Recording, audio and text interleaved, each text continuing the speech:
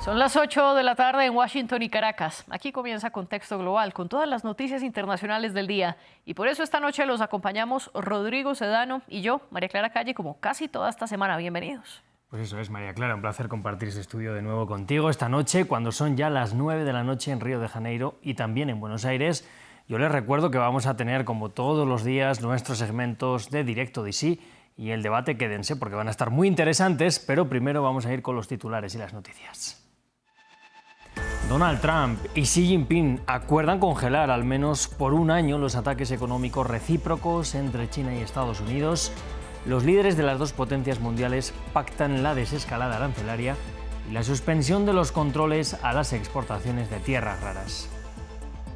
Y en Brasil, las ministras de Igualdad Racial y de Derechos Humanos visitaron las favelas de Río de Janeiro, donde la policía estatal mató a 121 personas en una operación antidroga.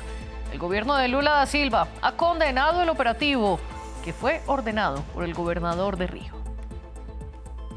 Israel ha confirmado la identidad de los dos rehenes entregados este jueves por Hamás a través del Comité Internacional de la Cruz Roja. El grupo palestino todavía debe entregar a 11 de los 28 cuerpos pactados en el marco del acuerdo de cese al fuego. Ya miraremos si logra entregar a esas personas. Rodrigo, yo le cuento por ahora que hay polémica en Washington por los operativos militares de Donald Trump contra supuestas embarcaciones narcotraficantes, tanto en el Caribe como en el Pacífico. Los demócratas de Estados Unidos denuncian que está pasando por encima de la ley. Les contamos más en Directo DC. Pues es interesante cómo estas denuncias llegan ya desde fuera hasta dentro de Estados Unidos. Yo te cuento también, María Clara, aunque lo sabes tú mejor que nadie, que en el debate se va a hablar de Donald Trump y de Xi Jinping, que se reunieron cara a cara en Corea del Sur y lograron ciertos acuerdos para enfriar las tensiones comerciales entre ambos países. Pues lograron pactos en materia de aranceles, tierras raras, fentanilo y soya. La pregunta es si esos acuerdos se lograrán, si con esos acuerdos se logrará desescalar la guerra comercial entre las dos grandes potencias. Como les decía, María Clara lo va a discutir en unos minutos con sus invitados, pero eso va a ser después de las noticias. Les dejo también con ella. Y empezamos precisamente con las noticias internacionales.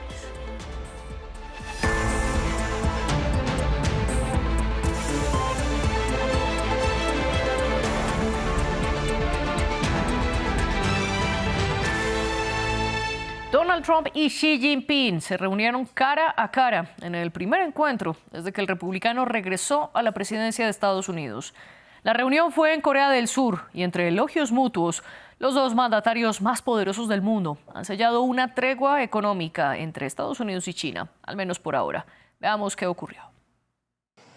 Un apretón de manos tras 1 hora y 40 minutos de conversaciones y ninguna declaración conjunta para la primera reunión entre los líderes chino y estadounidense desde el regreso de Donald Trump a la Casa Blanca. El presidente estadounidense la calificó de gran éxito y se fraguó con un acuerdo sobre las tierras raras y una reducción de los aranceles aduaneros sobre China. Ya no hay bloqueo sobre las tierras raras, eso va a desaparecer de nuestro vocabulario. Es un acuerdo de 1 año y luego lo ampliaremos. Trump afirmó que los aranceles a las importaciones chinas se reducirían del 57 al 47%, disminuyendo a la mitad los aranceles relacionados con el comercio de precursores del fentanilo, del 20 al 10%. El fentanilo es un tema candente para el presidente estadounidense y considera que China no controla su circulación. En cuanto a las tierras raras, Donald Trump se enfureció tras el anuncio de Beijing de una reducción de las exportaciones, minerales indispensables para la industria estadounidense. Al comienzo de la reunión, el presidente chino se mostraba optimista. Señor presidente, estoy dispuesto a seguir trabajando con usted para sentar unas bases sólidas para las relaciones entre China y Estados Unidos y crear un ambiente propicio para el desarrollo de ambos países. Los dos líderes también abordaron la guerra en Ucrania y el presidente estadounidense aseguró que trabajarán juntos con China para intentar encontrar una solución. Sin embargo, no hablaron del asunto de Taiwán, un tema que quizás se aborde cuando Donald Trump visite China en abril, según se anunció tras esta reunión. A continuación, Xi Jinping será invitado a Estados Unidos. Y poco después de reunirse con Xi, Donald Trump escaló la amenaza bélica pues le ordenó al Pentágono retomar las pruebas de armas nucleares inmediatamente. El republicano alegó que la medida va dirigida a igualar las prácticas de otras potencias atómicas. Les contamos más en este reporte de Andrés Mesa Muñoz. Con estas declaraciones, Donald Trump revivió el temor de una nueva escalada entre superpotencias. Tenemos más armas nucleares que nadie. No hacemos pruebas y las suspendimos hace muchos años. Pero dado que otros sí las hacen, creo que es apropiado que nosotros también las hagamos. Trump se refería a Rusia, que realizó la prueba de armas con capacidad nuclear durante la última semana. Sus palabras llevaron al Kremlin a cuestionar si el mandatario conocía la diferencia entre lo anterior y una detonación nuclear, algo que Estados Unidos no ha hecho desde 1992. Aún así, Moscú dejó clara su advertencia. Estados Unidos es un país soberano que tiene derecho a tomar sus propias decisiones, pero quiero recordar la declaración del presidente Putin, que ha repetido en numerosas ocasiones: si alguien incumple la moratoria, Rusia actuará en consecuencia. La ONU salió al paso y también instó a recordar lo que calificó como un desastroso legado de los más de 2000 ensayos de la era nuclear. El secretario general ha afirmado repetidamente que los riesgos nucleares actuales son ya alarmantemente altos y que deben evitarse todas las acciones que pudieran conducir a errores de cálculo o a una escalada con consecuencias catastróficas. Amenaza para todos, pero solo en manos de unos pocos. El uso de armas nucleares ha sido objetivo de preocupación debido a las fricciones entre quienes las poseen. Las primeras y únicas utilizadas en un conflicto fueron las que Estados Unidos lanzó sobre las ciudades japonesas de Hiroshima y Nagasaki en agosto de 1945. Y ahora hablemos de Brasil, donde se profundiza la división entre el gobierno federal de Luis Inácio Lula da Silva y el estado de Río de Janeiro, liderado por el bolsonarista Cláudio Castro. Luego del operativo policial en la ciudad carioca que dejó al menos 121 muertos, ahora 2 ministras de Lula visitaron las favelas donde se realizó esta operación y desde allí condenaron la violencia letal. Mientras que un grupo de gobernadores de derecha creó el llamado Consorcio de la Paz para que los estados intercambien información de seguridad pública y compartan militares y materiales. Ramiro Cueva Arberena nos cuenta. La tensión sobrevuela en Río de Janeiro. La redada, que dejó más de un centenar de muertos en las favelas, sigue en la cabeza de los habitantes de una ciudad que recupera su ritmo paulatinamente. Ahora todo funciona con normalidad. El conflicto que teníamos allí se ha aliviado mucho. Era realmente grave, muy tenso. Ahora las cosas se han normalizado un poco, pero el ambiente sigue siendo algo tenso. Este jueves, ministros del gobierno de Lula visitaron los barrios donde se ejecutó la operación policial que tenía como objetivo a la banda criminal Comando Vermelho. Esta operación fue un fracaso. Es inaceptable que una operación para combatir el crimen organizado no utilice inteligencia para garantizar su eficacia. El objetivo no es matar gente. Si queremos luchar contra el crimen organizado, tenemos que empezar por la cúpula. Tenemos que asfixiarlo y atacar donde está el dinero. Ningún cuerpo, absolutamente ninguno, merece ser asesinado a tiros como lo hemos presenciado y documentado en los últimos días. Por lo tanto, nuestro papel aquí es garantizar que nuestros ministerios y otros ministerios, también bajo el liderazgo del presidente Lula, junto con los legisladores, puedan llegar verdaderamente a quienes más lo necesitan. Este jueves, un grupo de gobernadores de derecha defendió la operación impulsada por el administrador de Río y anunciaron la creación de un consorcio para integrar sus políticas y estrategias para combatir a las bandas delictivas. El operativo tuvo repercusión puertas afuera de Brasil. La Oficina de Naciones Unidas para los Derechos Humanos pidió una investigación rápida y eficaz del incidente, mientras Paraguay anunció que llamará a organizaciones terroristas al Comando Vermelho y el primer comando de la capital, al considerar que son un peligro para la soberanía del país. En Medio Oriente es noticia que el gobierno de Israel confirmó la identidad de los 2 rehenes que entregó este jueves Hamás a través del Comité Internacional de la Cruz Roja. Según el medio catarí Al Jazeera, Hamás todavía debe entregar a 11 de los 28 cuerpos pactados en el marco del acuerdo de cese al fuego. Un pacto que Israel violó este miércoles al matar a más de 100 personas en bombardeos nocturnos en la Franja de Gaza.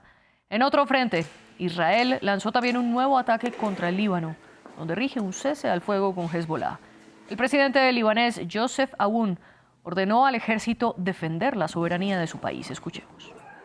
Todas las familias de los rehenes han sido informadas al respecto y las acompañamos en este momento difícil. El esfuerzo por recuperar a nuestros rehenes continúa y no cesará hasta que se recupere el último. Mientras tanto, en Jerusalén, los ultraortodoxos se pronunciaron una vez más en contra de prestar el servicio militar obligatorio en el ejército israelí. Los practicantes de esta rama del judaísmo argumentaron que por motivos religiosos se niegan a ser parte de las Fuerzas Armadas.